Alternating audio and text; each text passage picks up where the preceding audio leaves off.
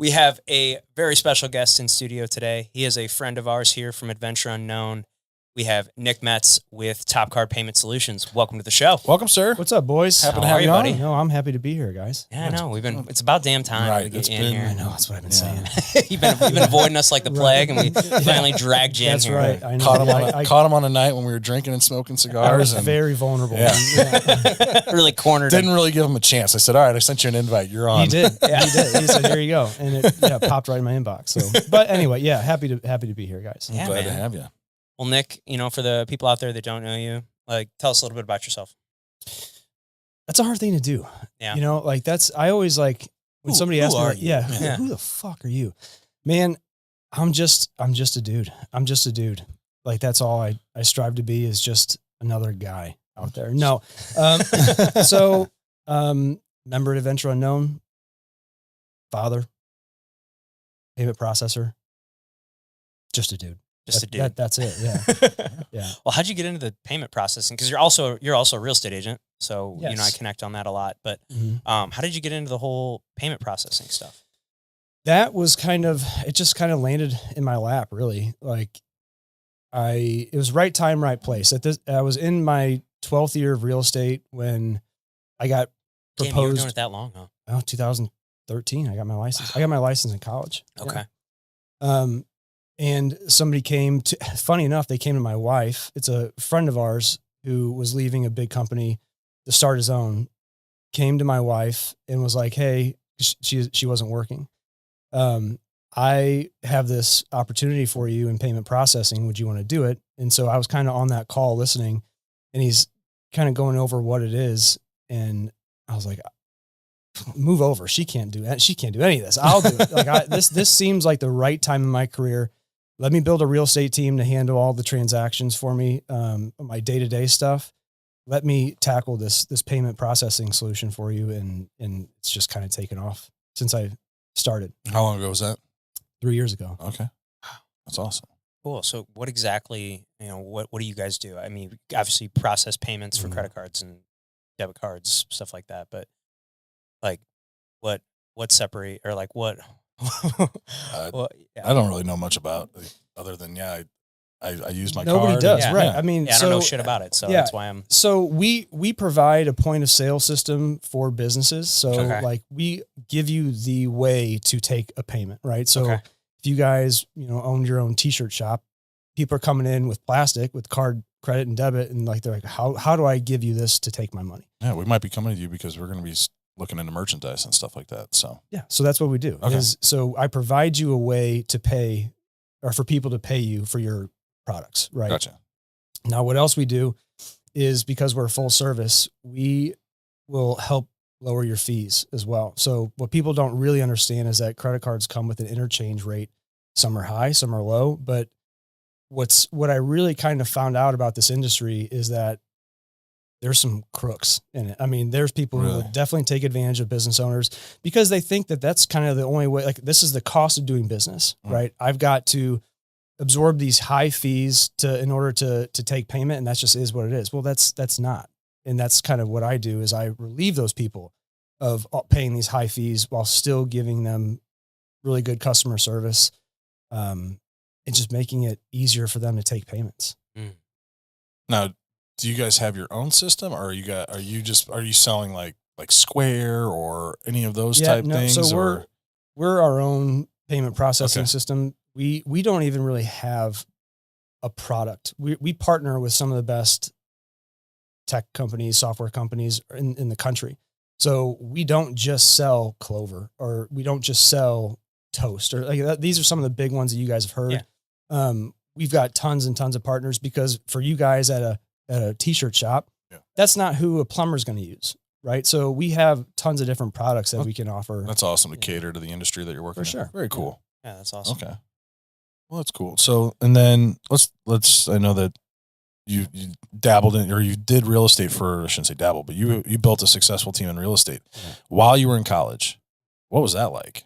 So, second generation real estate agent here, right? My mom was an agent for a long time, became the broker of our office. I didn't actually intend to get into real estate. I saw the hard work in time that it takes. That's a misconception, right? In real estate is like, oh, you make your own schedule. That's not true. No. If you're successful, Yeah. you don't get to make your own schedule. You are constantly going. So I saw that, and I was going more like the teacher route. I wanted to be a teacher. Really? Yeah. I wanted to be a history teacher and go back to Rockwood Summit where I graduated, be a coach. And just like, that was my life. Right. But one summer, my mom said, just try it. Just go get your license and try it. And I sold my first home when I was in college. There's a buddy who just graduated college. He was looking for a place to live. I was like, fuck, I'll do it. I don't know how to do it, but I'll do it. Right. Go open the doors. Yeah, sure. I got a paycheck and I was like, okay. Yeah. All right. This is cool. This is pretty sick. You know? Yeah. And so I balled out for a couple months. Yeah, for sure. On a probably $1,200 paycheck. I mean, it was like, man, it was light, but what did you have a job through college or anything to kind of like compare that to or anything, or like in not high really. school, I mean, college? I cut grass with my dad, who he had a big landscaping company that he sold years and years ago, but he kept some good accounts. So like on the weekends, I'd come home and cut some grass and be totally fine for a college kid at Southeast Missouri State. You pay $5 for all you can drink, pretty much. Exactly. You know the bartenders, you know, so for sure. Yeah, I mean, that was a huge eye-opening experience for me when I got into real estate. You know, I was waiting tables at the time, you know, breakfast restaurant, you know, two people at a table, you make $5-6, you know, and hey, that's pretty good. And then when I got into real estate and what happened to me is, you know, I was waiting tables when COVID hit, and then I got my license a little bit before this, but like I'd never sold anything. And then while COVID was, you know, had everything shut down, I ended up selling a couple houses, and I was like, holy shit. You know, like how many tables did I have to wait to make this kind of money? Yeah. And and then when the restaurants opened back up again, I ended up going back for like 2 weeks, and, you know, I kept getting yelled at because I was on my phone all the time. And I'm like, man, like I can go, you know, serve these omelets and make $5, or I've got a $200,000 house I'm trying to sell here that I can make $5,000. I'm like, fuck. Yeah. You know, it's pretty eye-opening. So you got success pretty quick then. Yeah, I got my license in September of 19, and I sold my first house in May of 20. So it was. I mean, that's good. You know, but then I ended up selling 30. Took off in fucking 2020. Yeah, I sold 32 that first year, 32 units. That's exceptional. Thank you. That really is like very, very good. Thanks. Yeah, I don't think people realize that. Like, I mean, first year, no, it's even age like a seasoned agents. You know, like. I mean, that's a career. Like, you're in your first year, you were. I tripled my income in my first year. Yeah, you were like, this is career for you. Yeah, for sure. Right away. I was like, because I went back, and, you know, at the time, man, when I was waiting tables, we were living, you know, pretty much paycheck to paycheck. We had little to no savings. You know, I closed this handful of deals, and, you know, I went to my wife and I was like, hey, you know, like we've got like 3-4 months worth of bills saved up here. Like, you know, we'll be good for 3 or 4 months, and that's if I don't sell any more houses. But I've got some momentum going right now. I got some, you know, people I'm showing houses to, and a listing coming on or whatever it was. And I was like, I think if I keep doing this, like I'm going to continue to build this. So like, that's when I eventually stepped away from the restaurant. Just been full-time in real estate ever since. And that was July of 20. July of 20. Yeah. And that's a tough time to like get your license too. Right. It was weird, you know, like worst pandemic I've never world history. And I didn't know anything different, you know? Yeah. And I was like holding all these open houses. Everybody's walking around with masks and gloves, and like people spraying their groceries down with fucking Lysol and shit. You know? Like, what the fuck? It was such a weird time. People are like, you know, it's so weird because you'd have people come through open houses that are like, you could tell were like very scared for what, and then you'd other people walk in and like act like nothing was wrong, like nothing was different, and it was just so, you just really got to see all kind of walks of life and like how everybody was reacting to the whole situation. Yeah. I think in real estate as a whole, you just get to see just every spectrum there is of wealth within there. I mean, you don't get to really, I mean, you can, on the real estate side, you can pick and choose who you're working with, but most of the time you're going to take whoever is coming to you. For sure. Like right now, for example, I've got a client that they're buying that you're helping them out. They're buying like a $700,000 house. Sick. And then I've also got people I'm showing 150s to right now. Yeah. Like I take everybody. Like I help anybody I can. I don't say no to business, you know, unless it's something that's really going to be definitely the juice isn't worth the squeeze. But I try to help everybody that I can. I think I've never fired a client. I've come close. he made a racist comment. And I was like, yeah, that's not going to happen. Oh yeah. Yeah. I'm like, you say that, like, I can just cancel this loan right now if you want to keep talking like that. We're not doing that shit. Yeah. It's shocking what people will tell you. Oh, you know, like in real estate, like how they feel about certain people and stuff. Yeah. It's like they look at the neighbors. damn, dude, money's shit green, like man. Like it doesn't matter. Yeah. Like, it's Who cares just who's buying your house? Who fucking cares? Yeah, I've dealt with a little bit of that. Yep. It's Nope, that was the closest I ever came to firing up. I just told him, I go, listen, you keep talking like that, I'll just cancel your loan right now. Me and this guy had multiple cussing each other out moments throughout the process, even afterwards. Yeah, you call him like, why is my payment going up? Well, you're looking at your taxes and insurance. Yeah, from what it looks like your insurance is doubled. Have you filed any claims? Well, I got a car accident. I'm like, that might do it. Yeah. I mean, Right.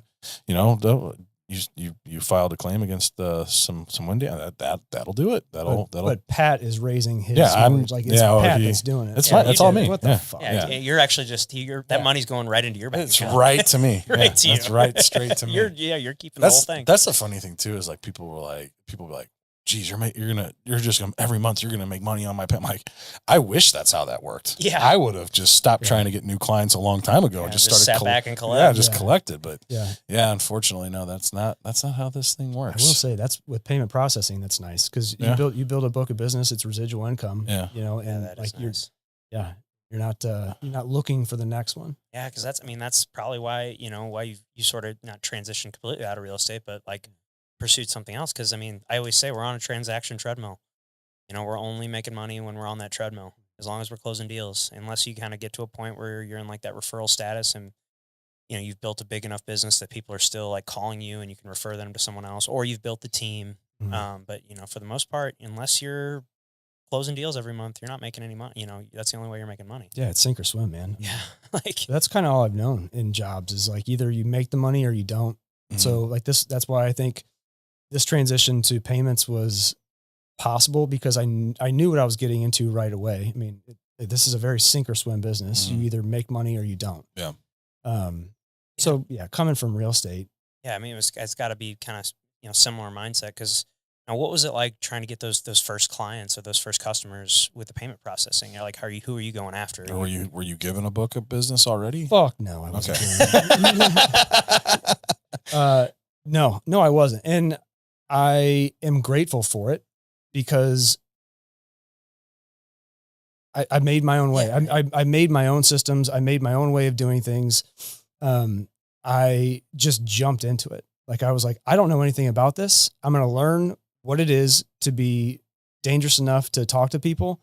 And then, but I mean, it's just like, again, in real estate, like you're selling yourself. Like people, yeah, we have great systems. We really do. But like they're more interested in me and what I can do for them and how I can be. Right. When you're going to be there, customer, if something goes wrong, you're there. You're the person. Exactly. You're the person that are calling. Like, Nick, look, I got the problem here. Yeah. Help me. Yeah. So kind of going back to that, like I just learning how underserved business owners are in this industry. I was like, why are people not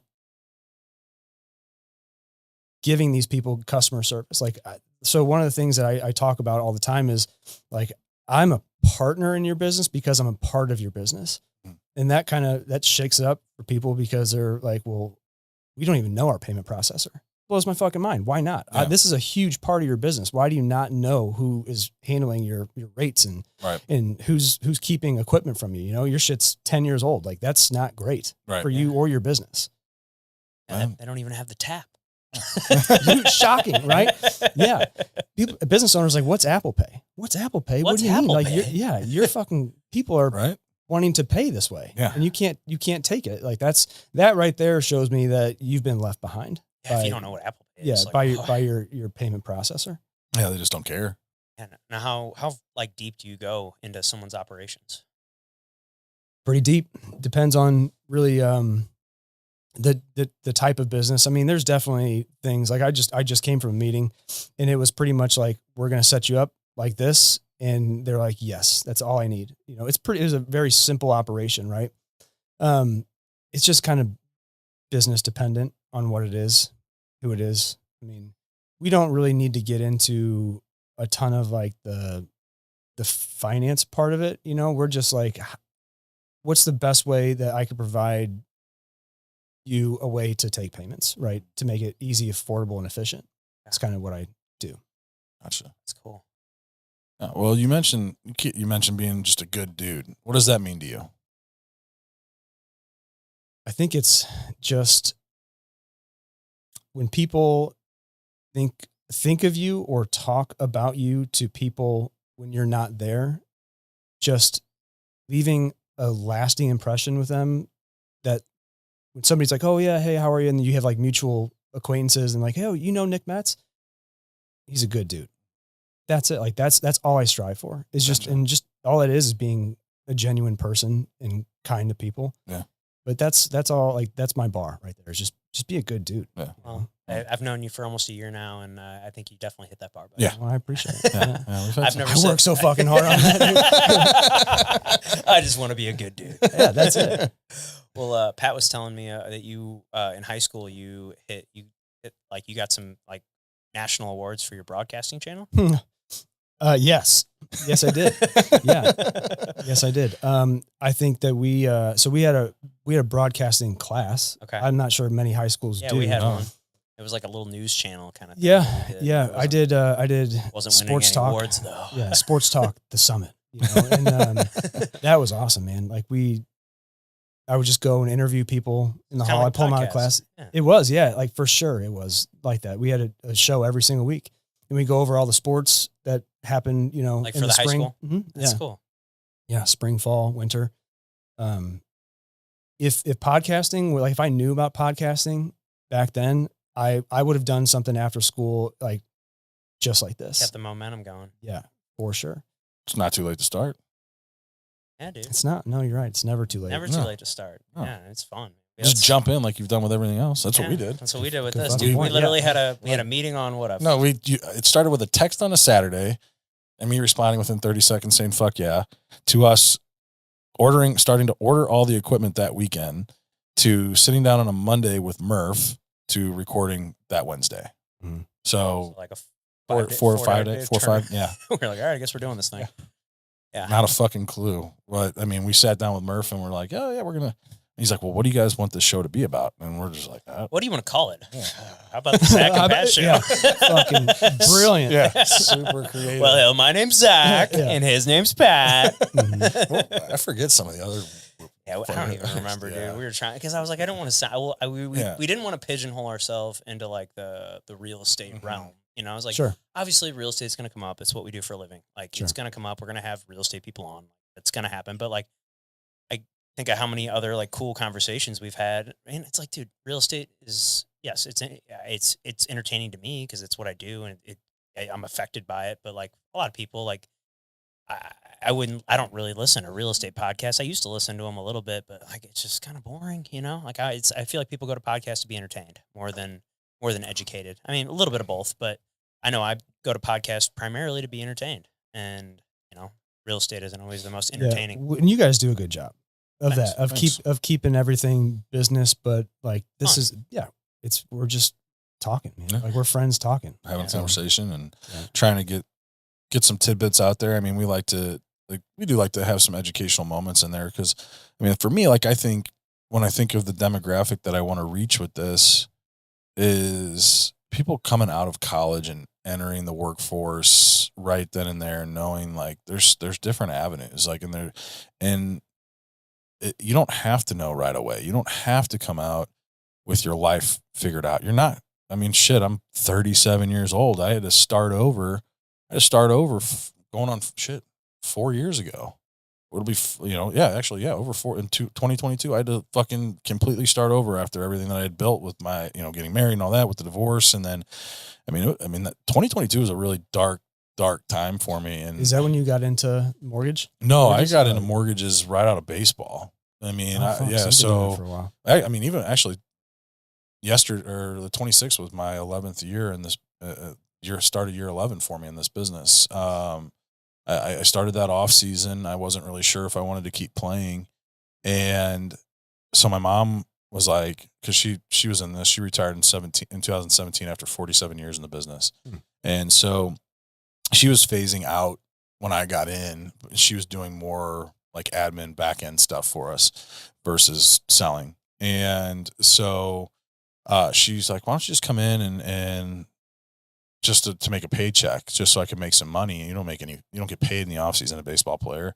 And so, I needed a job, and she's like, just come in and work in the back end. You can do some, opening of files and shit like that. Pretty easy, basic stuff. You don't need any licenses or anything like that to do it. So I'm like, all right, cool. So I came in, and then, my mom being my mom was like, oh, you're here. Why not, study and take the class and at least maybe get your license. My mom, this is the same shit you pulled with me when you told me to get my real estate license. Like, that worked out. You got your real estate license? How did I not know this? So in 2012, that off season, I was trying to figure out what I wanted to do in terms of get a job.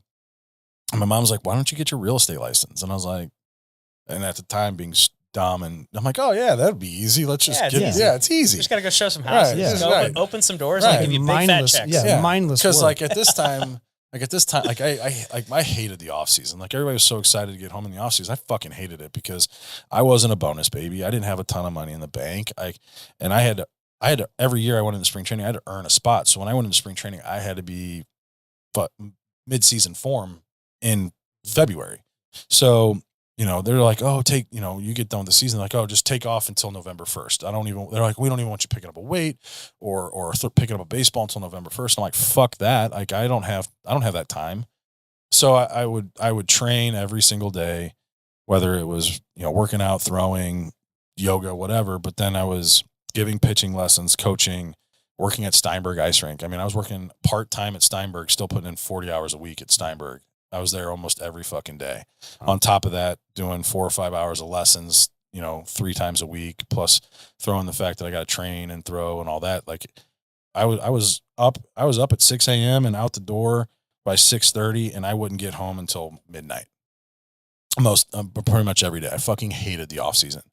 So you for sure had time to do real estate. Right. Exactly. Well, so that was the thinking. My mom was like, oh, you get your real estate license. You don't have to do that other stuff. You can sell a couple houses in the off season and you're going to make more than enough money for whatever. But, me not knowing anything about it, I'm like, now looking back, I'm like, man, what the fuck were you thinking? Nobody buys homes in the fucking winter. Like, what, like, really? Like, and I'm doing it part-time. So how the fuck am I going to build a business while I'm playing? That was all after I failed the test. There it is. Yeah. There it is. So here's what happened. So I was like, oh, that's not a bad idea. So I started taking the class in November, and I started it, and I was so busy with other stuff. So it took me until I left for spring training. I had a couple hours left to finish, and I just knocked it all out and finished the class. Well, then you have 6 months to take the test. Well, this was in February. I leave for spring training. I completely forget about it. And then I get an email notice like, hey, if you don't take the class by this date, you have to retake the class. Yeah. And I was like, fuck, I don't want to do that shit again. That sucked. So did you do it online or I was in Bakersfield, California, and I had to find a testing center in Bakersfield, California that would give me the national and Missouri exam. And I passed the Missouri and failed the national, or I failed. Versa, I bet. Yeah, most people fail the. I failed by 1 point. What is it? You have to have a 70. Yeah, I think I got a 69. Yeah. And I was like, 69. Yeah, he did it on purpose. Yeah, he's so fucking wicked smart. He's like, I know exactly which one I'm going to miss to get 69. Exactly. Yeah. So it's gonna be a good story to tell. Yeah. So no, I took the class, passed the class, and failed the test. So I was like, and then got to thinking, I'm like, well, I'm home for 5 months. How the fuck am I going to build clientele? Who's going to nobody's going to trust me. I don't fucking do this full time. And so I said, fuck it, and didn't try to get it again. So then the same shit happened in 2014 because I didn't know if I wanted to keep playing at that point. I thought I was so burnt out on it, and I was taking steps backwards in baseball. And so I started doing that, and she's like, "Oh, just take the class. Let's just see it and see if you can pass your exam." So this being more math based, everything like that, and having had gone through the real estate, that's very the real estate and the mortgage is pretty similar in terms of like what you learn doesn't teach you shit for what you need to know. It's all legal bullshit, right? You know, and so same shit for mortgage, just a little bit different. And so went in, took the test, passed the test, but then my license, because everybody at the time was renewing, I didn't even have my license until I had already left for spring training. And so I went to spring training and was there and just didn't give a fuck anymore and didn't care about it. And I had a couple clients that I was working with in terms of like refinances and things like that getting started in 15. So like it was April of 15 that I quit baseball and jumped into this full time. But it was nice. I mean, one, I was fucking a broke professional baseball player. The most I ever made playing baseball was when I was in AAA. got a prorated $21.60 a month for like 3 days when I was up in AAA. $21.60 for a couple days. Yeah, prorated over 3 days. Yeah, that was the most I made at a point playing baseball. So yeah, I mean, used to not having any money, used to being poor. So yeah, it was nice walking into this job and closing some deals right away, but also being surrounded by fucking killers. Like my mentor or two of my mentors, they're both three out of my office. Nick, who is my business partner, Randy and Stephanie. I mean, those three they do anywhere from 45 million to my business partner who does 60 million on his own.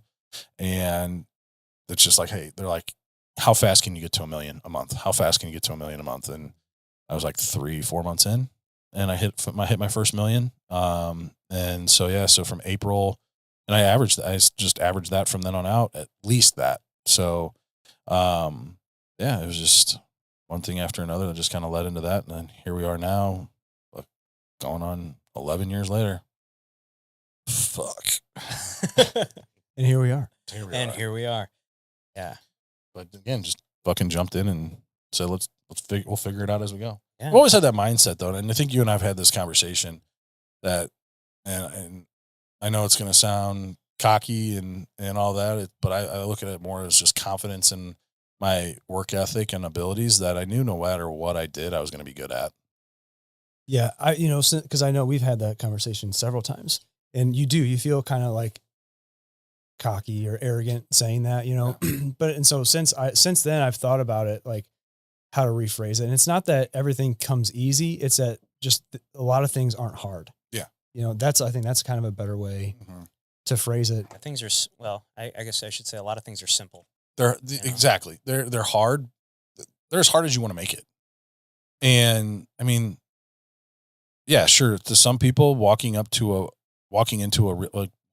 back when I was starting, people still worked in the office. Mm-hmm. So going into a real estate office, real estate agents would be there.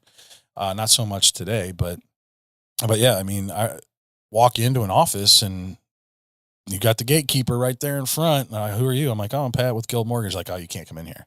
I'm like, okay, well, I'm just going to leave a bunch of stuff right here. I'll see you tomorrow. And I'll just keep coming back and just make friends with whoever was up there. Well, finally, like what worked for me was homemade chocolate chip cookies.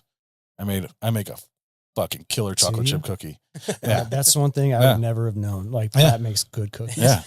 Oh yeah. He's been talking these cookies up. He's yet to I honestly haven't made them in a really long time. I haven't had a need to talk about these cookies several times on the podcast. But no, like I would make these cookies and I'd drop them off and I'd have my little, like a sticker card on there. And next thing you know, I'm getting calls from agents about my cookies, not about me being a loan officer, but like, hey, can I get some cookies for my open house? And I was like, sure. As long as I can come and be there and print off flyers and things like that, I'd be happy to come over and I will make the dough and then we will put them in the oven. I'll get there before the open house. We'll put them in the oven and get them cooking. They don't take long. So that way you've got fresh cookies and it smells like cookies. And now I'm in there. I'm there before the open house, making these cookies, talking with these agents, and it just kind of helped kind of develop those relationships from there, which then kind of sprungboard also, it was nice, again, having my mom, having been in the business, she knew everyone. And so I leveraged that. I was like, hey, Mom, hey, do you know anybody at this real estate office? She'd be like, yeah, sure. Actually, I need to go see this person. Let's go. So then she would go and talk to that person, and I would just mingle around and talk to everybody else. And that's just kind of how it got started, and just kind of took off from there. But yeah, cookies, homemade cookies, man. But those are things that, to some people, they're like, yeah, I wouldn't ever fucking do that. There's no way I could. Or even cold calling, like picking up the phone, like call people and like try and set appointments. Like this has been the hardest year for that. In terms of getting agents to set appointments. And part of me, because I've been doing some more cold calling this year, a lot more than I have in the last 2 years. This past, especially the last like 2-3 months, I've been doing a lot of cold calling. And part of me thinks that I definitely am noticing that people are less receptive than they used to be years ago when I was doing it. But I think it's because, man, over the last few years, I know it's been for me, but I'm just getting so many more spam calls. So I feel like you just get kind of lumped in with that, obviously, because it probably is a spam. It seems spammy to most people, but because I've gotten at least 10 already today. It's 1 o'clock. Yeah, I've gotten at least 10, but really quickly if it's like like a call center pretty quickly. And I know that when I call, I hope it doesn't sound like I'm at a call center because you know real quick because you hear that little bloop, like right when you pick up the phone. That's the key that they're using some sort of online dialer and it's switching you over to their headset. And then that turns on. You can hear that there's like a shitload of people in that room, and you're like, okay, that this is some, VA call center in, the Philippines or something. I'll be honest. I've gotten to the point now where I just screen all my calls with those auto texts. Yeah. Like if it's a number that I don't know, I'll just say, hey, this is Pat Doyle. Thanks for calling. Sorry. I'm in an appointment right now. When's a good time for me to reach you? And if they text me back with the time to reach them, odds are it's real. So yeah, whenever I do that, you'll send it to that text and it'll say this number or whatever's. And then Yeah, and it sucks because our numbers are so public and so out there that it's just anybody ever wanted to reach me, like I'm probably one of the easiest people out there to find. Like it's, my phone number. I make is it very easy to find me. I want you to find me. Yeah. Gino always gets annoyed because I'll pick up a lot of these phone calls. I'm like, hey, you never know, like who's calling. Oh fuck that! Leave me a message. I'm not even gonna. Nobody leaves message anymore. They'll hang up and text. Like, if I lose one, I'll lose it. I'm not doing that. Sorry, everybody, if you've been calling me and I'm not picking up, but you don't have their number, so they must not be that important. Yeah, fuck them. Yeah. So, how much real estate are you still doing today?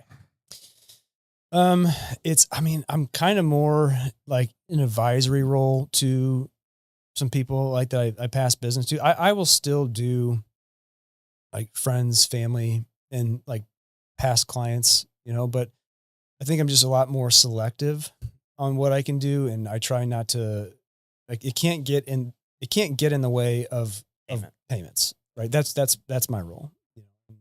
As the payment business grows, I'm going to have to rely more and more and more on these guys that I brought on.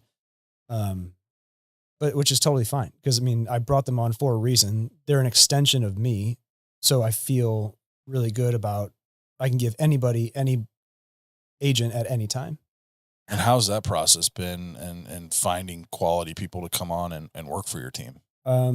So, and I use that term team really loosely, right? Like these guys they have their own business, but they're more referral guys that I can comfortably give my business to. Cause like I said, a lot of them I actually brought on into the real estate world. Actually, all of them, every single one. Like I brought like 7 people into real estate. Damn. Yeah. You should have been a Compass. Get that override on all those guys or whatever. You still do. You get DXP or whatever that is. Yeah. We have like a referral program where you bring people on and you make a percentage as long as they're the company, you make a percentage. But as they got better, their splits got higher. So then that money kind of came down. But no, it really wasn't that tough. Like these are people I know outside of real estate. And so matter of fact, a lot of my clients already know these people. So it's a really easy transition to give business to them. It's awesome. That's something I've struggled with. It's like, and I definitely didn't put in as much effort as I should have, like trying to build a team. but I've just kind of gave up on it recently and just Do said, you want to? Like, is that the goal? Is you want to build? Man, like I thought it was for a while, but I don't really know if it is. Like, I think I just feel like it's, I don't like managing a lot of people is what I think I've realized. I spent 10 years in the restaurant industry managing a lot of people. And I don't know, man, I just feel like I'm so much happier when it's just like I'm worrying about me, my TC. I've got several agents that, that help me out if if I'm too busy or I'm out of town or something like that. Like, I've got several people that can, you know, help my clients. I'm always pretty good about that. Whenever I go out of town, I usually have anywhere from like 2 to 5 people that can, swoop in and save the day if I have something going on. But, I don't know, man. I think I just kind of like it just being me, you know, maybe down the line I'll hire like an assistant or a buyer's agent or somebody like that, and well, one thing I have talked about is my dad. He's going to be retiring next year. He's been talking to me for years about getting his license and like, because That'd be fun for you yeah, guys. for sure. Now my grandma, his dad, or my grandma, his mom, she was the reason I got into the industry. She's 84, I think now, and she's still licensed and, still does a couple deals a year. Good for her. And, like I've helped her and I've done a couple deals together. I helped her out, but she was the one who talked me into getting my real estate license. And, he saw, my grandma and grandpa and, I always thought he'd be really, really good at this because he's been in sales his whole life. It's just, he's done medical sales. And, he's talked about getting his license whenever he retires and kind of jumping in and helping me, which I think would be phenomenal because that's someone I can certainly trust and someone who I know is going to treat my clients like I will, just because everything I've just seen him in his sales roles his whole life. And, I think I've built a lot of my like customer service, like style from him. So I think he'd be great at it, but that might be something down the line, but as of right now, I'm just kind of just me. That's good. I mean, building a team is tough because especially when it's like a team, right? Yeah. Like it's your team because they'll hop on and you start training people and then they get the hang of it and they're like, well, fuck it. I'm going to go do my own thing where I have my own split and they break away from the team. So like, it's kind of a revolving door in the real estate team world because wouldn't you be able to like set up like a contract though with those people? Be like, hey, listen, if I'm going to go through this time to train you and you're a top agent, you could set it like, hey, well, if I'm going to do this, I want a 3-4 year commitment before. I'm sure you can. Yeah. I don't know. Like, I really don't know how like real teams are established and what the proposition is there. But, I'm sure you have to have something. Well, fuck it. I don't know because you're an independent contractor in every sense of the word. So like, even though you're a team, you're still your own business. Right? So I don't know. I know that I feel like a lot of people would be reluctant to sign something where it locks them up for several years. At least I know I would be. Yeah. Yeah. I don't know. Yeah. Or you're just that big of a team that you've got that many leads that you're constantly giving out to keep them not wanting to leave. Yeah. Cause that's the hardest part for you guys. A few years ago, I kind of went and talked to, a big team here in town and, I was just kind of just wanted to see what it was all about. And, and then I kind of, cause I've only ever been, by a solo agent. And I was like, let me just go see what they offer. And like, they seem like they've got a good culture and they're selling a lot of fucking houses. And like, let me just go talk to them. And, just going to like 2 of their meetings and talking with the broker. And I was just like, man, I'm not ready to give you 50% of the money. Like, why would I do that? Like, yeah. Even if it was someone like I brought in, it was like, got bumped up to like 60-40. And I'm like, fuck off. Yeah. Like, right. no That's way. Tough, man.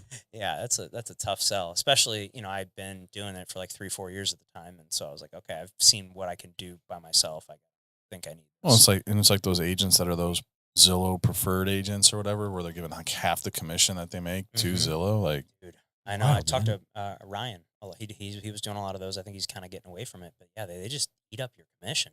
I mean, I think you got to give them like 40% off the top before your splits with your broker, which is like, boom. I never did that. Did you ever do like the Zillow stuff? No. See, I did it, or well, I guess that's not true. I did it for like, I think I did like 2 or 3 months, and I was like, fuck this, because every single lead you got was dog shit. At least that was my experience. Yeah, and even the ones so our company had something like that. It was like a lead generating kind of thing. You know, I got one and talked to the guy, and I knew soon after that, I don't want to do this ever again because it's so like, it's not organic. That's not an organic relationship that you're building. This is a online transaction. And I hated that. I hated it too.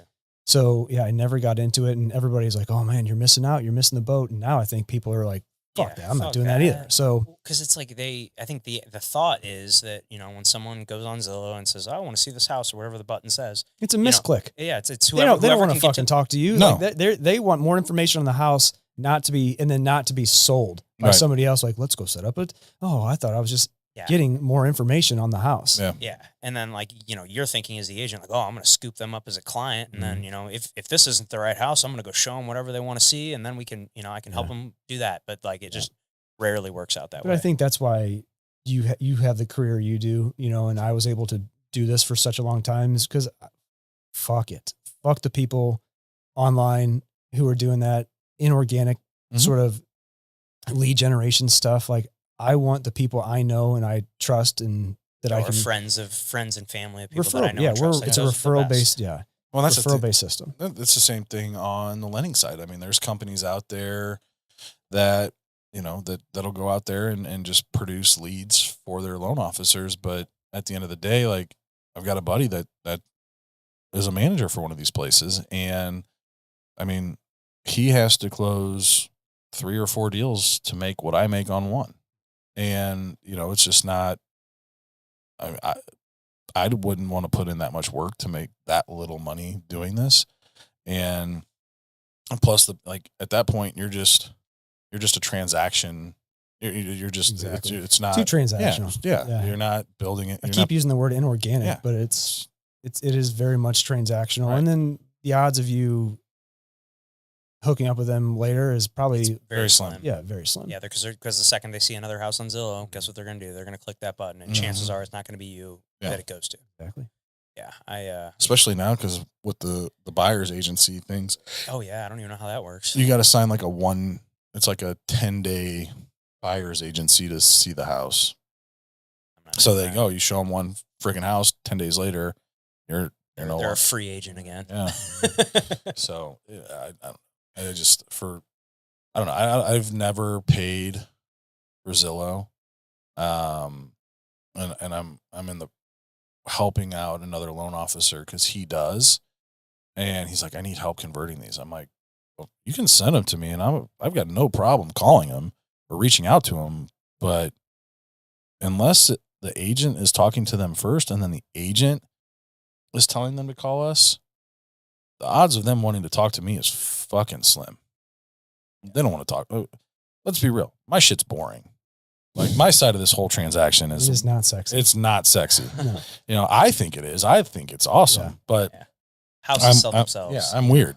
Yeah, you know, right. So that's what I always say. Houses sell themselves. Like, we don't. Yes, I can't walk you into a shitty house and make you think it's great. Like, you're gonna think I'm a bad agent if I do that. But at least, I mean, being on the real estate side, the agent side, you know, that has some allure to it, right? That is a little sexy. Like, you can't go to a wedding without people being like, I want to buy a house. How's the market? Yeah, right. Yeah. So it's a very sexy position where you just can get to fucking. I get a lot. How are rates? Yeah, I get that. Yeah. God damn it, Pat. Why aren't they lower? Yeah. Because it is your problem. Yeah. You're the one who's keeping them high, Pat. That's me, you know? It's all you. Yeah. And I moved from a very sexy position to a not sexy position. You want to see people fucking just fucking glaze over, tell them that you do payments. It's your payment processor. Oh, okay. And conversation ends, but that's fine. I'm totally fine with that. Yeah, let's talk about something else. Anything else. How about the weather? Yeah.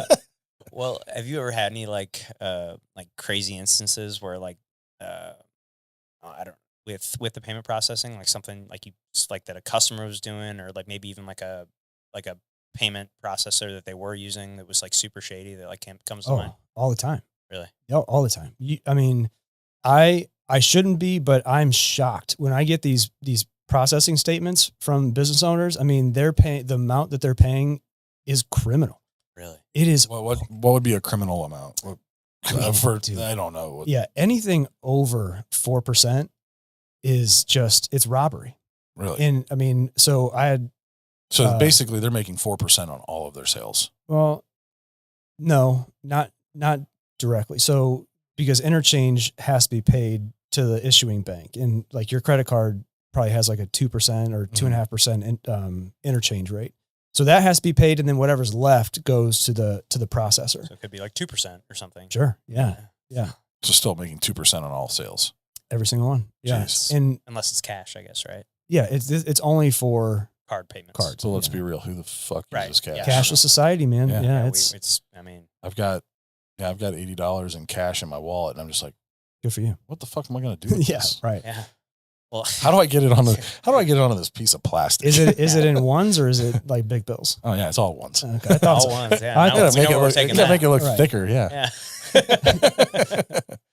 That's the name of the game, right? Yeah. Girth. Girth. With like all the changes in AI and everything, is that something that can affect your business? Is that something like I'm it's sure. like being I mean, threatened by like I probably not immediately, but I don't know many industries where AI isn't a threat. Right.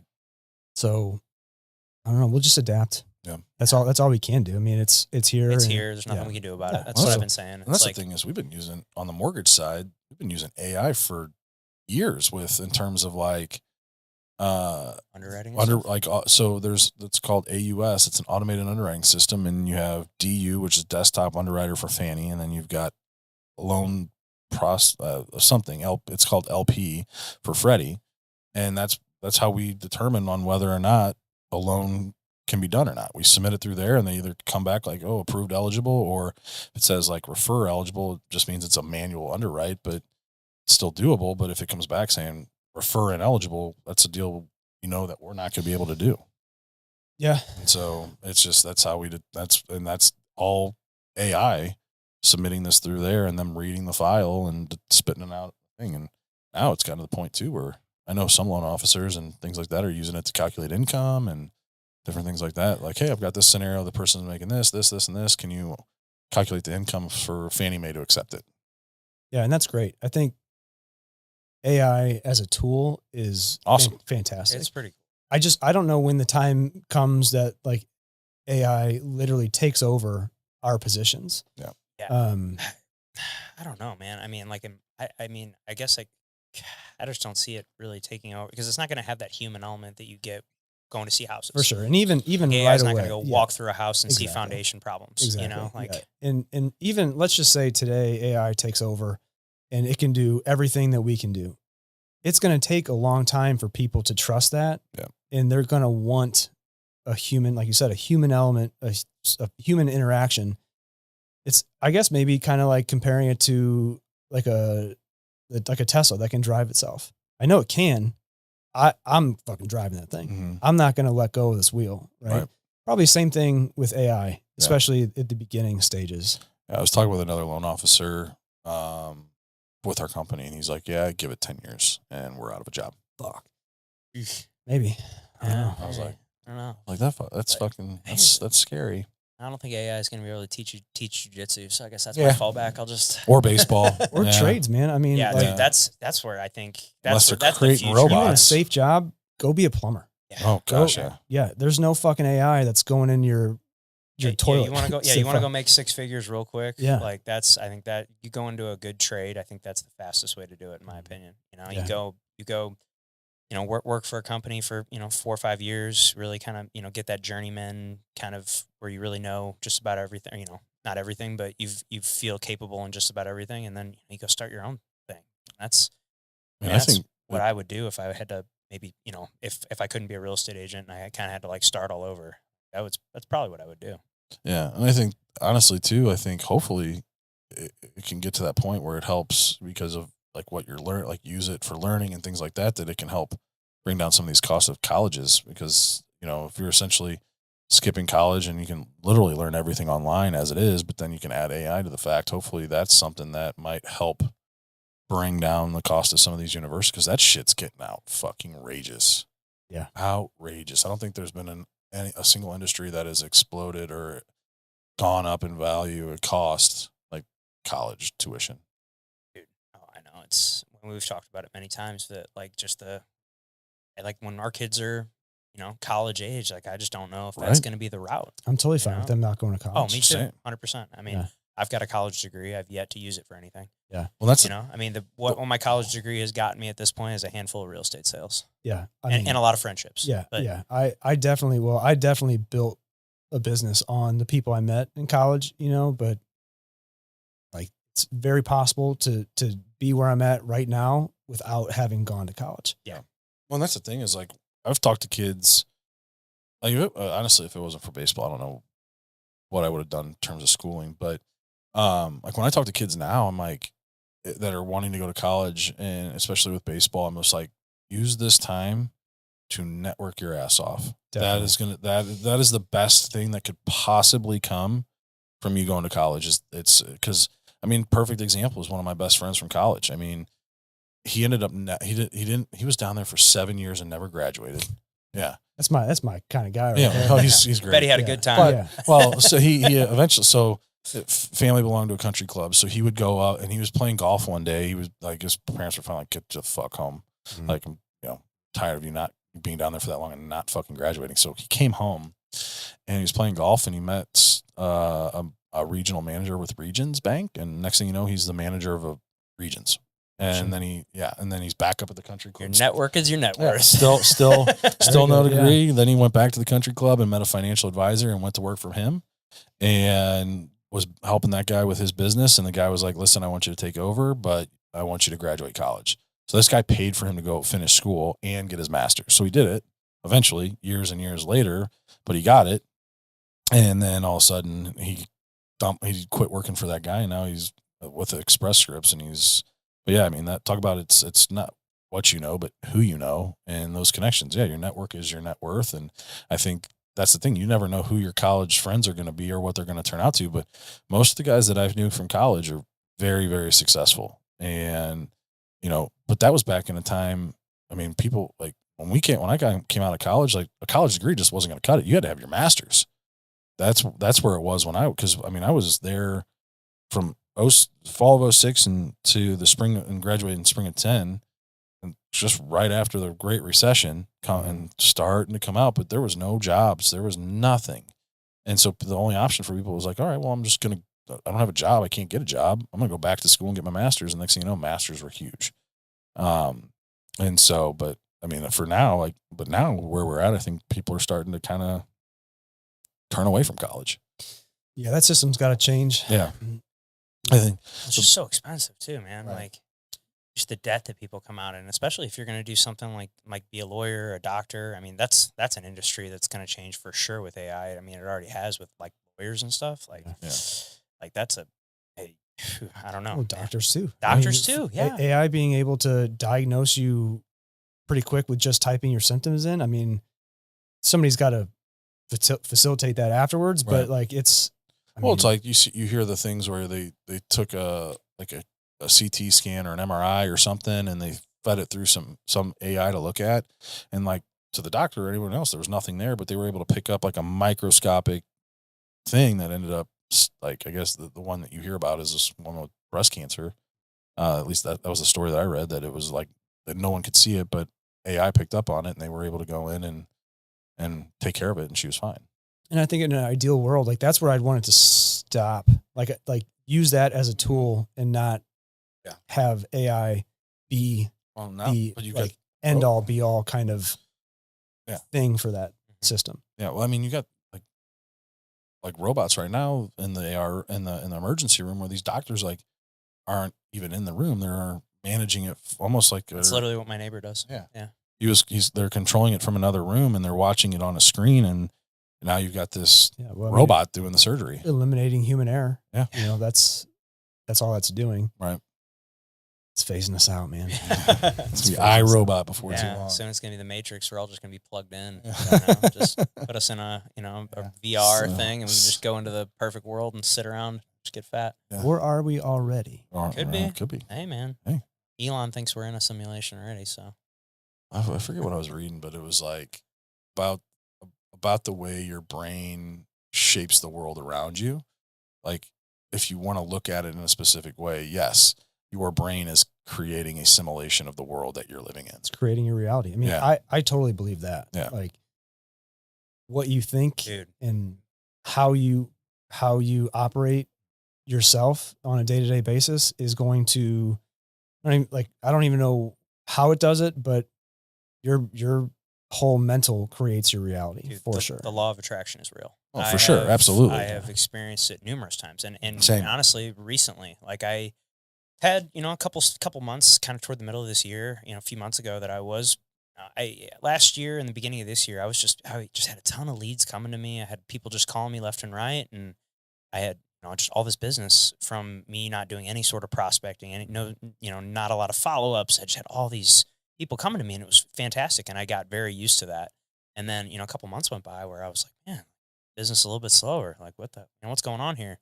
And then, I realized that I'm just kind of sitting around waiting for shit to happen. And I was like, well, this is not what got me to the fucking dance. Like, so now I'm jumping back to my roots, open houses, cold calls, like all the stuff that, yeah. And the funny thing about it is, Pat was sitting here the other day and, I sat here and probably made like 15, 20 cold calls, nothing, a lot of no answers, a lot of hangups, a lot of people like, not giving me the time of day.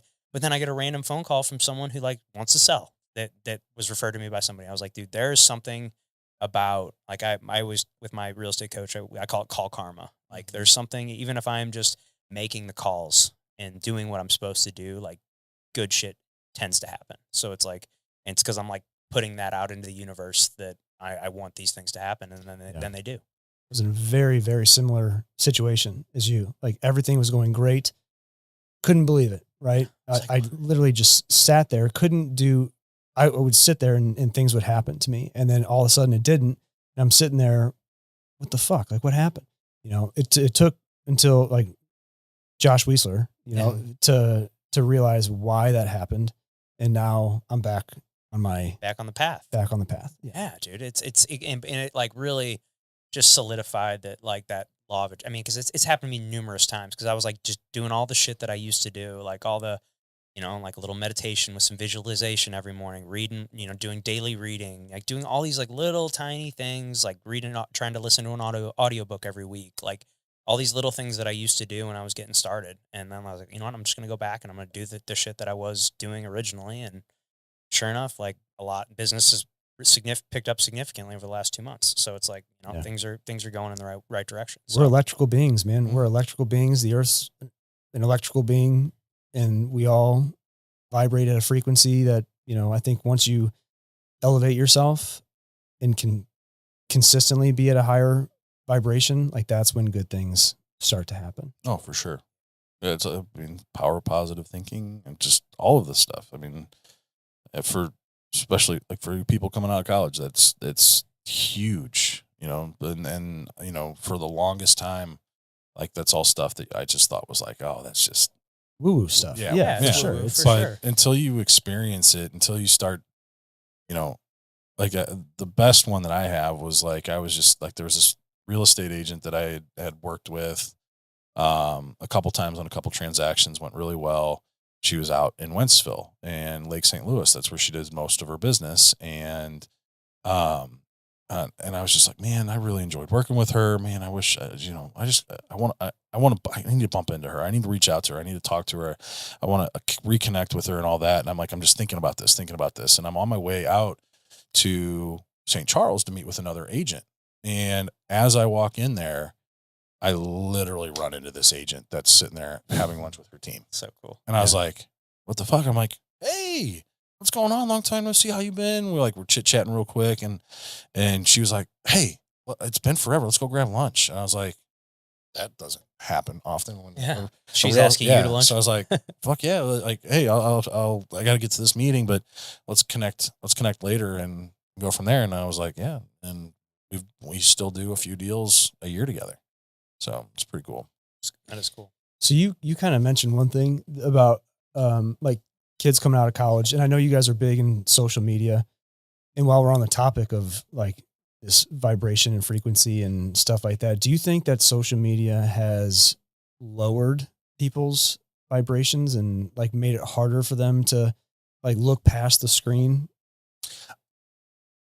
Yes. yes and no. It depends. Depends on what you're consuming. What your algorithm's putting into you. True. Yeah, I mean, if your algorithm is just like butt cheeks and Yeah. like it's I like feel it's like probably not going to be right. Every time I get on mine, it's so like I like music, so it's like some sort of like indie artist that I would be interested in, or like positive affirmations, or jujitsu, or something real estate, and it's all like shoot. There was one like and I don't know if the ChatGPT. It's funny that this happened, but like ChatGPT, like, hey, let's get creative. How some like a real estate agent that I haven't talked to in a while. Let's create 10 funny, witty texts to open up dialogue again. And I put that in ChatGPT and searched it, and then the next thing you know, Instagram's sending me all these like, oh, if you're trying to reconnect with a loved one, or a long lost love that you're trying to reconnect with, here are 10 texts to send. And I'm like, wait. And I'm like reading through these. I'm like, how can I use these in sales? Yeah. And so, but no, I mean, so for me, like, I feel like what I'm seeing, and I'm a lot of fitness stuff. I follow a lot of like fitness influencers and a lot of people now with jujitsu and CrossFit and stuff like that. Like a lot of that stuff pops up all the time. So I think whatever you're consuming on there could be good or bad. But if you're just sitting there watching stupid fucking TikTok videos on the newest dance trend, that's different. I think that's a great correlation. Like your For You page Yeah. and stuff like that is equivalent to your brain and how it thinks, right? So if you're consuming this, if your For You page is just full of nonsense and like garbage, like that's probably what you're putting out in the world.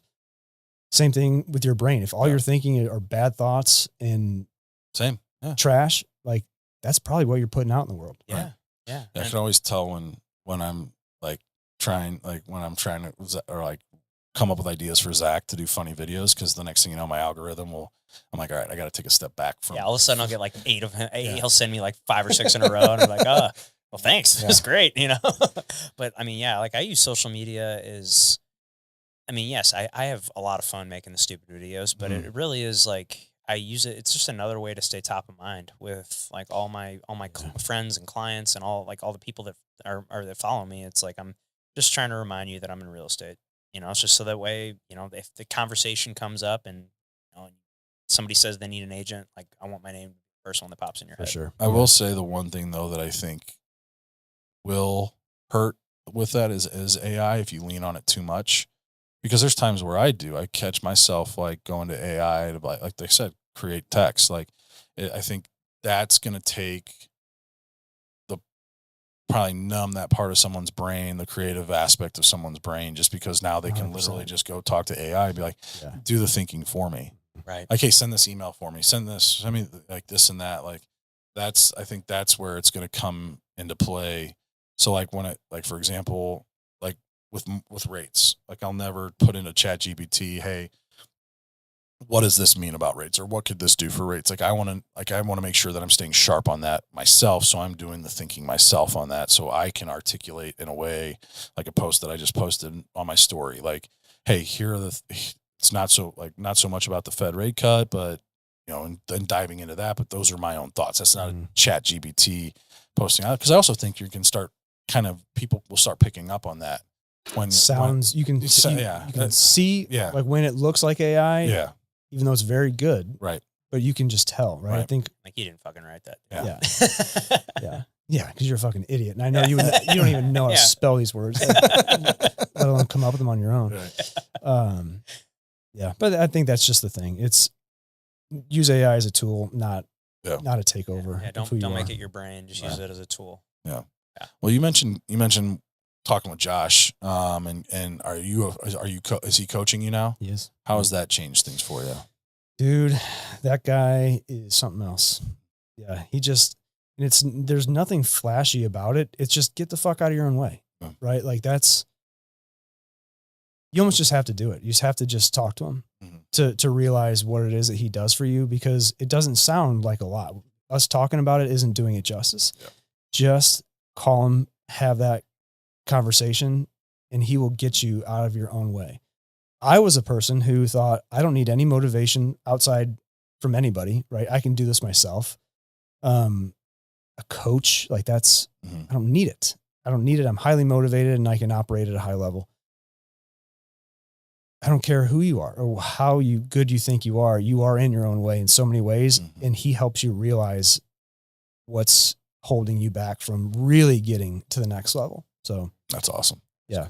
Yeah. I mean, I'm shameless plug. Right. Well, and that's Josh Wiesler. Josh is awesome. He's great. But no, I mean, I've been coached now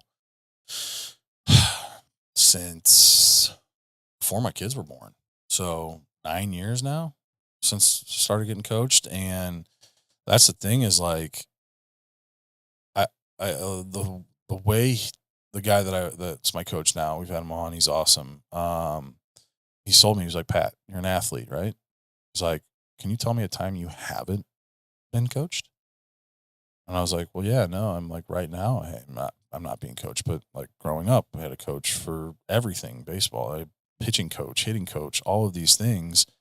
And it's like, he's like, yeah, he's like, it's no difference. Why wouldn't you want that for business or personal in terms of like a health coach or a nutritionist and all that? And I was like, yeah, makes sense. Yeah. Cause outside of sports though, a coach seems like somebody that you need help. Right. I don't know why. It's just like the but what's wrong with that? Yeah. Exactly. Yeah, there's nothing wrong with Get the that. fuck out of your own way. Yeah. I mean, like Right. what's wrong with it? Yeah. Yeah, Nothing. I mean, I've had a real estate coach my whole Yeah. career. I don't know. And maybe it was just me, I mean, but yeah, I think people are really hesitant to do it because they don't think that they have right. that problem, but you fucking do. Oh, yeah. Yeah. No, I've got a business coach. I've got a therapist who is essentially basically a life coach. I've got nutritionist, and then coaches at the gym at CrossFit, coaches in jiu-jitsu. I mean, my whole life is coached. Mm-hmm. Yeah. You know, and it's almost like having an accountability partner, like having those people there. And just, I mean, it's nice to have your mentors and things like that, but your mentors are only going to take you so far. They're taking a third party look into everything, and it's great. No, now you just built a team. Yeah. Right. I mean, and that's if there's any compliment I can give myself, it's that is I can build a team around me because I don't know shit. I know people know their industries way more than I ever want to know them. So like I've got everybody that I need around me, right. So I can just focus on my own thing, like what I'm good at. Well, see, and that's the thing too. Like when I send referrals out, like that's how I phrase them. Like if someone calls like, oh, I need an insurance agent. Oh, hey, let me get you somebody on my team. I got a guy that got an insurance agent as part of my team. It's fucking great. Call him. Or someone very rarely, hey, do you have a real estate? Yeah, I've got a guy on my team that I can connect you with. He's awesome. Let me connect you with him. I appreciate that referral. Yeah, Thank you. Thank you. Yeah. Get out of here. But no, like that's how I phrase it. So it's like, hey, I like when you tell somebody that, like when you're, hey, I got this guy that's part of my team that can help with that. Mm-hmm. It's making it sound it's just I've personally vetted this guy. Like I know who this person is. Like I know that this person is going to be great because he's a part of my team. Like I'm building I want to have the best team, and that's what I'm surrounding myself with are the best people that are people that I've vetted, trust, and all that. So it just makes that like it's not so much like when they hear that, they're more likely to use who I refer them to.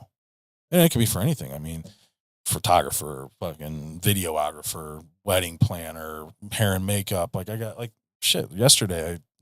A friend of mine lives in Nashville and saw a post that she said like her hair and makeup person canceled on her last minute without any explanation 10 days before her wedding. Mm-hmm. And the first person I reached out to is a past client of mine who owns her own company, hair and makeup. And she's like, oh, let me see what I can find. Like, it's just being able to be that person and have that support. Like it's huge. So. Yeah, it's awesome, man. But Nick, one thing we haven't gotten to yet, you're a dad, 2 kids, right? 2 kids. Yeah, how did having children change your life? Oh man. Slowed me down in a good way. I say that genuinely, like it slowed me down. It took me from a pretty fast paced life to like really just now appreciating like what I have in front of me. And that was my kids. But also it motivated me too. I think I want to provide for them and leave something for them in the form of business, but,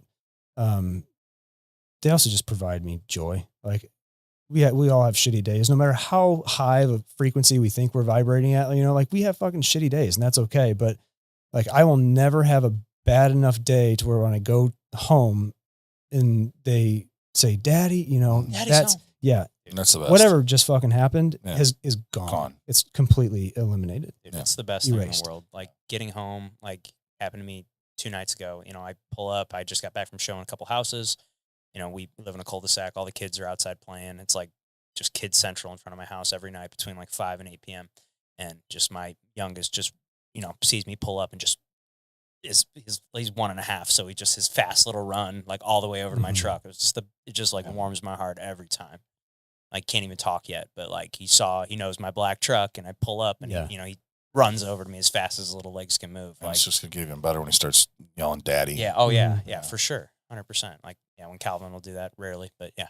I will say, he's a mama's boy for sure. Yeah. I will say that's probably one of the small things that I'm thankful for with the divorce, because I don't have my boys every single day, but when I do get them back, That's good time. That's quality. There's that, but like I get that come running, happy to like, dad, hey, big hugs. Like they run and jump on me. Like every 2 days I get that. It's awesome. That's the best. I mean, it sucks that I can only get to see him every 2 days, but it is what it is. But like you said, I mean, slowing down, I put a lot of things, and I've talked about this before, but I put a lot of things in front of them and when it came to work and things like that. And since the divorce, it's like, nope, these little guys are the most important thing. Yeah. So, but, we talk about this on the show about being a time capsule for us, for our kids to be able to look back on us and see this aspect of it. You got your kids, say they watch this in 10, 15 years. What's a message you would want to leave with them? Oh man. My kids watching in 10, 15 years. What do I want to? Yeah. What message? Like they watch this episode 10 or 15 years from now. Yeah. Cause that's something we think about all the time. It's like, man, if anything ever happened to Pat or I, like it'd be cool that, hey, at least they got this. They got a couple hundred episodes of, a couple hours of us. They could sit there and watch. Like that's something I always look back on, and like that's a reason we do this. Man, I hope that they just realize that everything I do is for them. Everything that I'm trying to build, everything that I'm trying to take down are obstacles in their way that I want to remove for them to give them the best life. And hopefully they can see that it was all worth it. It's awesome. That's perfect, man. Yeah. One thing that my business coach challenged me to do, because like, I don't know how either of you felt when your second was born, but like I had so much love for Connor that I'm like, how the hell am I going to love another child? I was like, I don't know if I have that much love to give, but obviously it just naturally happens with my business coach. He's like, hey, when you're sitting in the hospital while Melissa's in labor, I want you to write a letter to Oliver. I didn't do it for Connor, but write a letter to Oliver about all the things that you're scared of, all the things that you hope for him, all the things like that. And so I did. It's always funny to go back and read it, but I've been doing that every year on their birthday, is writing each one of them a letter. So like when they turn 18, I'm going to give them each a book of letters that I've written to them on their birthdays. Yeah. My wife did something. She created emails for the kids, and they don't know it, but like all the big things that happen to them, like she records in these emails. And then, so when they turn 18, she'll give them the login information for their emails. That's cool. And like, yeah, that's cool. Really cool. Oh, yeah. She's awesome, dude. My wife's the fucking best. It's the only reason I can do this. Yeah. Yeah. That's such a cool idea. I love that. Yeah. That just goes to, how long have you guys been married? 2018, however long that. 7 years now. 7. Yeah. About 7 years, but we've been together. We're high school sweethearts. Oh, we are too. I met her 6th grade. Oh, wow. Oh, wow. So you're elementary school sweethearts. Yeah. I know the day, time, outfit she was wearing. That's awesome. Like that was, even in 6th grade, I knew like, okay, that's something. I didn't That's- know it was love or what it was, Right. but it was like, yeah, it turned into that for sure. That's so How cool. how has that evolved over the years?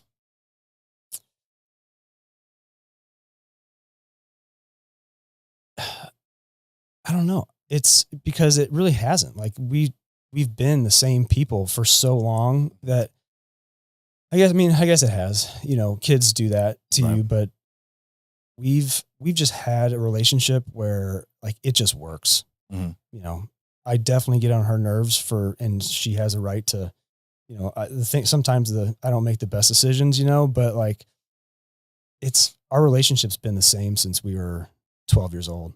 You know, I think that's probably why it's so special. It's because there's nothing that we don't know about each other. Like I haven't had to reinvent myself for her. Like I've been the same person since I was a kid, and it's nice to have somebody like that. That's awesome. Yeah, I can agree with that, man. I can relate to that a lot. You know, me and Gina, we've been together since senior year of high school. I mean, we met each other, I think when we were sophomores, you know, and kind of like dated on and off. And then, you know, senior year of high school is when we've been together ever since. And yeah, I mean, it's just someone you can really be yourself with. Like she's seen me at my highs. She's seen me at my lows. She's been there for pretty much every big event in my life. Like she's been right there by my side. And I just don't know what I'd do without her. Well, being the lone divorce guy here. I don't Sorry, think Pat. no, you're fine. No, it's fine. Talking about our happy. No, no. You'll find somebody someday. You're a really likable guy, Yeah. Pat. Some lady's you're gonna, you know, it's one day, Yeah. But no, and I don't think I've ever asked you this. But what would be one piece of advice that you give to somebody, when it comes to being married? What would you guys say is the key to having a successful marriage? I don't know. I mean, I like it's all pretty cliche stuff, I think, Yeah. but just listen to it. I mean, like be a good partner, right? You're 50-50 in everything.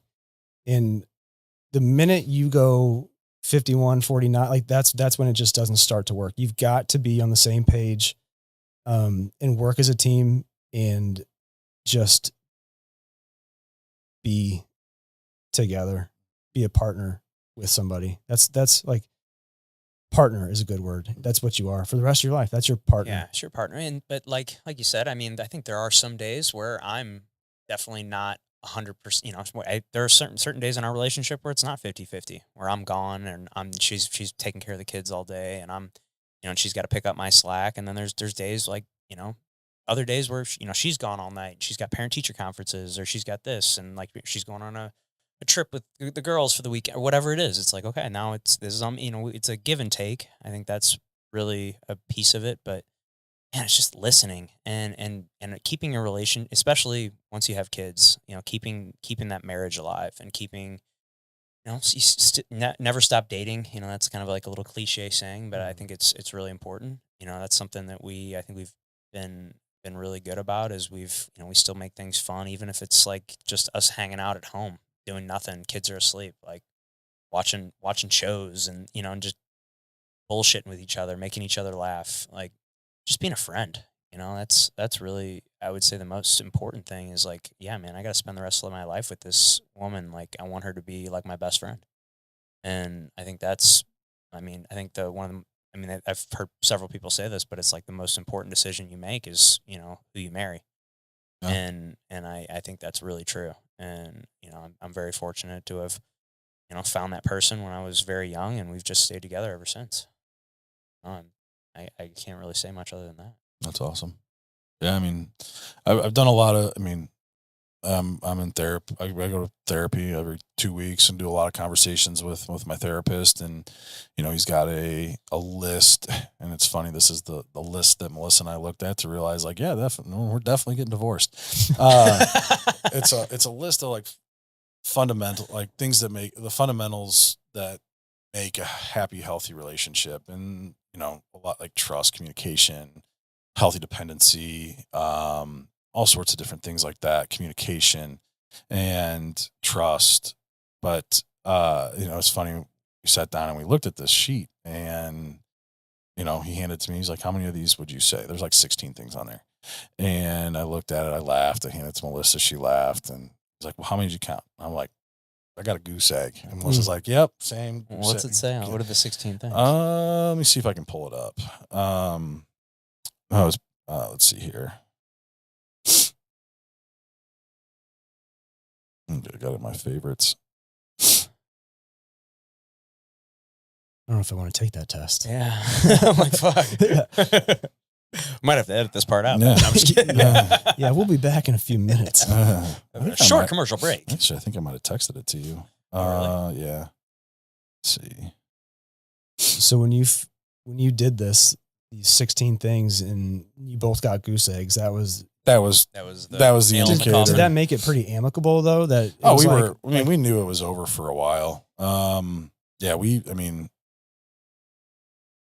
had been talking about separating for a while, and then, it just got to that point where we're like, here we are, and this is where we're at. And, it was a very easy decision. And we had that conversation, and then she wound up meeting somebody that filled her cup, that gave her everything that she wanted. And that just kind of solidified everything for us right then and there. But yeah, we didn't have any attorneys. And that's why I think why we were both able to own up where we fucked up with each other, and that we weren't ever really in love with each other. Obviously we have love for each other because she's the mother of my kids. I'm the father of them. And so, we have that respect for each other and that kind of love, but we were never in love with each other, and we both admitted that. And it basically, when you're not in love with somebody, the last thing you want to do is, I'm not trying to fill her cup. Like, she's not trying to fill mine, and we just didn't really put that effort in. And that's something that I'm aware of. I know where I failed. I knew where I fucked up. I knew that I wasn't doing the things as a good husband would, to make her feel loved and wanted. And that's I know moving forward and in the relationships, also communication. I was always working, and never really gave the quality time. I was always on my phone, email, texting, calling people. And so, like, when I was there, I wasn't ever really present. So she would say something and go one ear out the other. And so, biggest thing I've learned is effective communication is being a good listener, listening to understand, not listening to respond. And I feel like, and I think being vulnerable, I think you can ask any of the women that I've dated since, they would be able to say that, hey, yeah, no, like, listened, and he was able to be vulnerable, but it just, one thing or another, just didn't happen to work out with him. I can't say anything bad about any of the women that I've dated since then. It's just, they just didn't work out. And it just haven't found that person yet. So, it's dating, learning. I, met somebody, and we'll see what happens. I think she's pretty great. So see what happens there. Good. Yeah. So get to meet her soon. Oh, I've met her. You met her? Yeah. If you would have came to the matches this weekend, you would have met her. My son's birthday party. Yeah, I know that Saturday. Congratulations, by the way. I Thank saw you. the result of that. Thank you. Yeah, it was fun. Well done, sir. It was a good match, and yeah, it was fun. I got another one in 10 days. That one's at Four Hands down in downtown. That'll be fun. But yeah, Nick, this was awesome having you in here, bro. Yeah, fantastic, man. appreciate Yeah, happy to be here again, like I said. Is there anything that we didn't get to that you wanted to chat about? Nothing we can't get to later. All right. Not like we don't see you every day. Yeah, exactly. Yeah. Well, before we get you out of here, we always end the show the same way. So play a little game, call it the Tombstone game. Here lies Nick. What's it say on your tombstone? Here, do what? Here lies Nick. What's it say on your tombstone? On my tombstone? Yeah. Oh, fuck. I get to write my tombstone? Yeah. you're writing it, baby. All you. Let's see. The say, dude. Yeah, I was gonna say the just dude, a yeah, good dude. Just a good dude. That's the ultimate goal. If I'm writing it though, I want to fuck with some people. I'd probably say like, here lies Nick Metz. Oh, where'd he go? All right, well, he was here. He was here. Yeah. I don't know. No, yeah, for sure. Just a good dude lies here. Perfect. Perfect.